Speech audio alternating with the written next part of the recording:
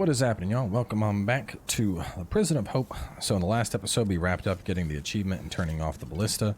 Even though we can go that way, we can actually just, run straight this way and get to the boss. And if you die at the boss, this is the shortcut you take to get there. It's just running down that path. Basically getting down to the first floor and running that way.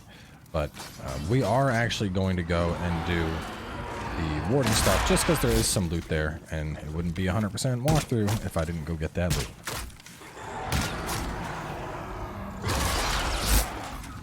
Kill this guy real fast. Just go souls. Good old bow. Always a safe bet. 3,000 souls. So we want to run back in here. Go up. Again. Now real fast, if you want to go this way, you can. But we can't actually free the guy that's down here yet. And most of the stuff that's in this area, it involves pure white world tendencies, so just don't even worry about this path for now. We're going to come back and we're going to tackle that more appropriately later after things are at pure white world tendency. Now as for this part, you can go either side. The sides are basically identical. There is a loot on each side here in the warden's path. So this one's loot. There are 2 mind flayers. Just be trying to lure him down into the hallway and snipe him real fast. If 1 mind flayer isn't enough, 2 certainly are.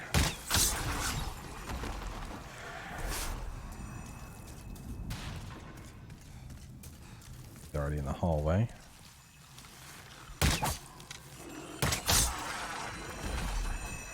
Alright, at this point we can drop off our thief ring, go back to the cling ring and get a little bit more health. Have that. So this is like, there used to be like a skip somewhere around here. I think it's in the game anymore. But anyway, so after you've killed those 2 and grabbed the 2 loots, you can pop this open. And this is typically the route that most players would take to get over to the ballista. So this part is identical. It doesn't matter which side you run down. Run on down it.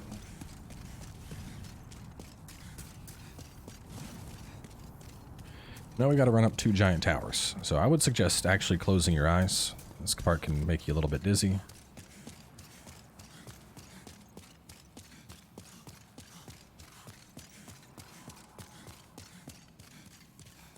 Alright. Feel free to open them if you did close them. And now that we're up top, we just got to run all the way down. Now you're starting to see why I saved this for the next episode. Just it's a lot of running. It's not necessarily a hard amount of content left in this level, but it's a lot of run here, run there. So it eats up time.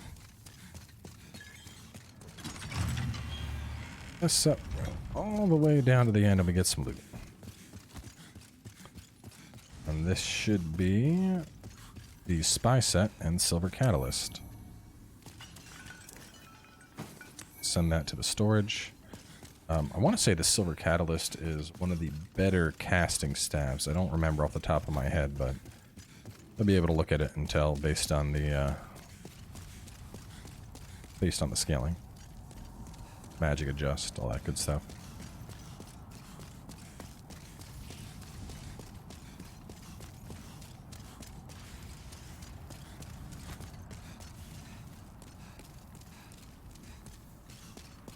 Alright, now we go down the stairs.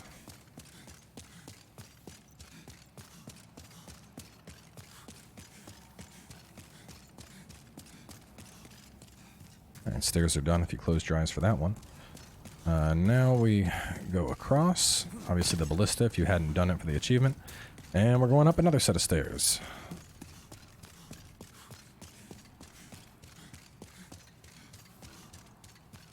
Now, as annoying as these giant staircases are, this is actually quite important to do.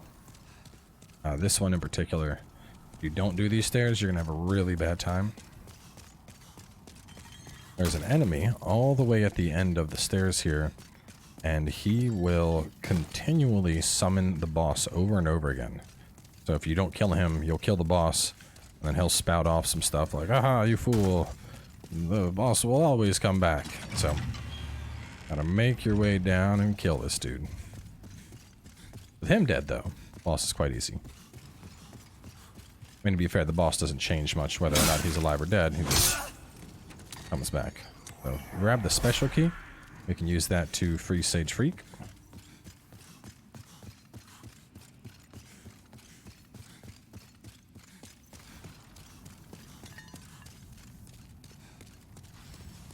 And we're actually going to do a little drop down in a second here, right where this opens up. Just line yourself up and carefully drop. Examine that. And roll down. Now you'll notice arrows coming in. There's an invader right there that we need to fight off, a Black Phantom. Before you fight that, I would suggest putting on those things we just picked up to counteract the plague. If this character attacks you enough, they can inflict you with plague, which will cause your health to rapidly decrease. Probably the easiest way to handle this is just going to be getting off backstabs or parries if you feel real confident.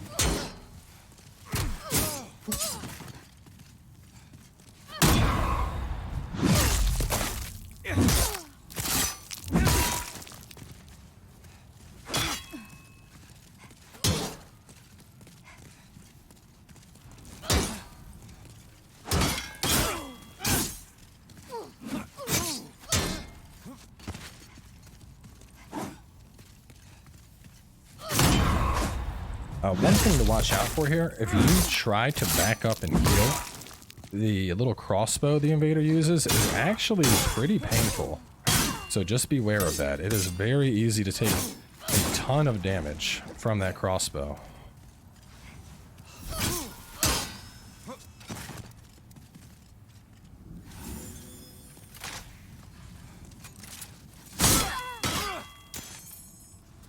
Alright, now with the assassin dead, we have one of the most important items in the game, the Black Eye Stone. Now with the Black Eye Stone, you can officially start invading other worlds. Interesting thing, in this area that we're in right now, 3-1, if you invade from 3-1, and we're going to go back this way real fast to the Warden's Path, but if you invade from 3-1, there's a chance that you'll invade this zone, or there's also a chance that you'll show up as a boss for the final boss of this area, the Old Monk fight.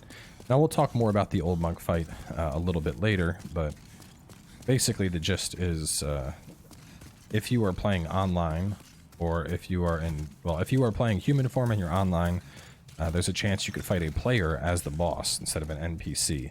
So really, really cool encounter. We're actually just going to be fighting it offline just for the sake of consistency and getting you towards that trophy, plus, you know, not wanting to mess with world tendency. But still, cool fight nonetheless. Anyway, go back here, and we will now release Sage Freak from his cage. My name, I owe you. He'll give us the stiletto. I can still. And we're starting to get a little high on stuff, so we're going to go ahead and send a couple things to storage. I just want to make sure that we have no issues picking up stuff in the next area. Alright, with him free, we are ready to tackle and complete this level. So to talk about the boss a little bit, the boss's name is the Fool's Idol, and the basic gist of this fight is that you're going to Zerg the boss as much as you can, and then it's going to teleport away, and it's going to begin making clones. Now, the biggest difference is the boss will shoot a giant soul arrow out. Actually, let me look at this real fast. 30, okay, that's useless to block magic. I think the other shield's also pretty much useless against magic. 30, yeah. The real boss will shoot larger soul arrows. And on top of that, if you run around and you lock on, the clones will have small health bars, and that's how you can tell them apart. Now, the reason this is important is there's a hidden achievement for only doing damage to the Fool's Idol and not damaging the boss at all. So with that in mind, you want to be very careful about when you choose to attack to make sure that you're only hurting the boss. There's going to be some spice on the left, an Age Soul near the pillar on the right. What I would personally suggest doing is you kill everything that you can, and then make your way to the boss, enchant your weapon, and then just get in as much damage as possible, and then afterwards finish the boss off with a bow and arrow. So we're going to be taking our sweet time here, just killing these guys. I also like breaking the chairs in advance, just so I have a little bit more mobility if I need to roll around all the traps and stuff.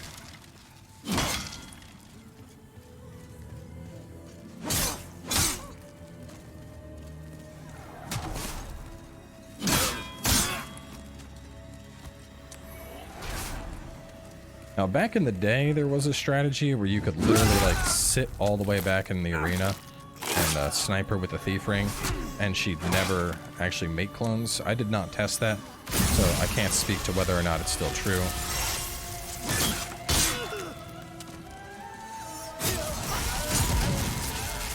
We shall hurt a little bit, but we're just taking our time for now. We're not even worried about her yet. Now we're going to enchant. And now we're going to do as much damage as we can here.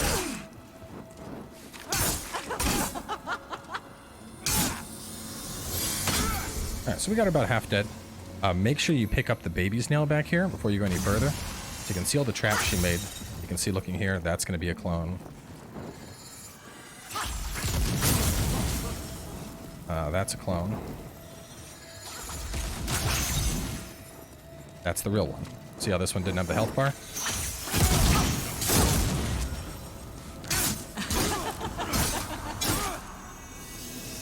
Heal up. Then we'll wait again. That's a clone. That's a clone. That's the real one. The hardest part of this is getting stuck in the traps and then getting nuked. Which is why I'm using this pillar as much as I can and still just getting obliterated by Jesus. This one. Trying to get a heal off.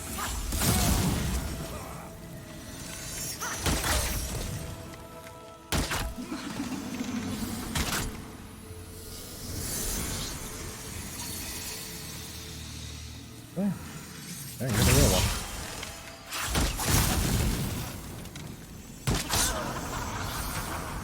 And if you kill the Fool's Idol without killing, or without even hurting any of the other ones, you should get the hidden achievement.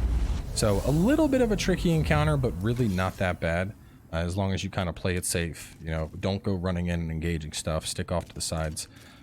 Once we approach this, we're going to warp, so that's why it was important that you grab the baby nail earlier. We'll approach this, the gargoyles will show up, and they will bring us on over to the next part, 3-2. So run on up this here, Doll Demon, and we are going to warp on out to the Nexus and remove our humanity.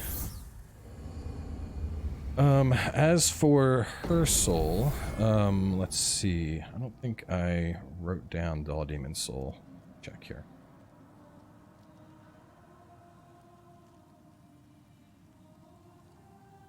Doll Demon's soul. Doll Demons is for soul ray magic, so you are going to want to hang on to that one, as we're going to need it to get one of the trophies. Let's bring my notes back up. So with that dead, we're going to deposit that soul for now. Actually, the sage should be back over here. Let's see, there he is. Hello? You at my... So if you are playing as a caster, this is your man. As you can notice, we're not really getting... I do not believe that I can be of help to you. That's basically because our magic is at 6. You need to have your... I believe it's your magic's at 10 or your faith at 10 for him and the other guy to trade stuff and trade them the souls to get the spells you want. So you're going to need to level that up a little bit, but it's not something we're worried about right now. You know, it's just something to keep in mind as we work our way towards the trophy. So for now, just deposit it so it's nice and safe. And we are going to pop all of our souls and level up a bit.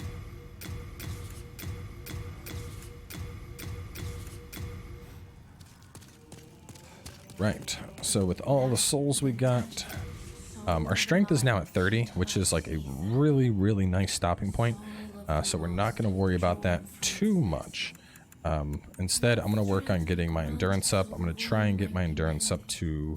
I'll probably go endurance to 20 and then vitality up to 30 for those that are following along and trying to keep even with what we're doing here. So with that boss dead, technically the next place to go is 4-1. I do want to save 4-1 as its own episode, so instead we're going to talk about a little bit of farming. So where we're at right now, you know, you might be wondering about getting your weapons a little bit stronger, and so we're going to jump over to 2-2 in the Tunnel City, and I'm going to show you a quick spot that you can go to here to farm up some mats. Now, this spot it'll take a while to get this done. Mainly there's a ton of lizards over here that we're able to fight, but getting those lizards is kind of a pain. So I'm going to run past these and just keep sprinting. Do not stop. These are like proximity bombs, so after you run past them, they're primed and they get ready to blow. We have a fat official here.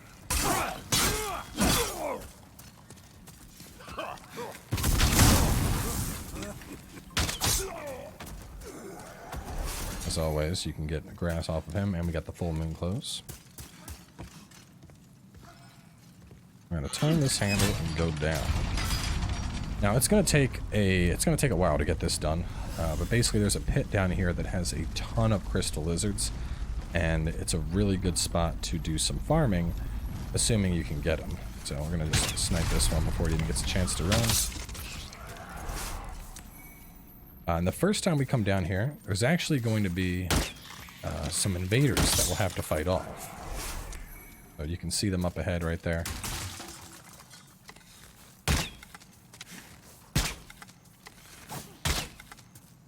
Just getting them what damage we can.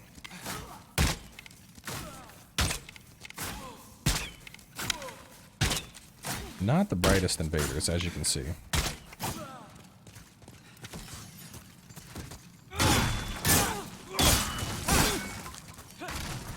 And these are obviously computers, by the way. Just in case anybody saw this and they're like, man, these players are bad. Like, no, you're not killing players right now. You're just fighting some computers. They will not respawn either. Just go ahead and take them out. Get some upgrade mats off of them. Now down here, let me make sure. Swap over and put on our thief ring again. Yeah, might be able to snipe this guy from back here. We'll see.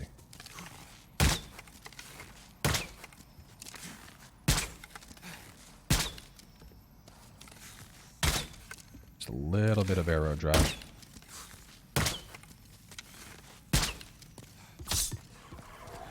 Now, in the pit below is a bunch of crystal lizards. They are all, as soon as we show up, you can see they're all trying to run away now. Just crystal lizards everywhere.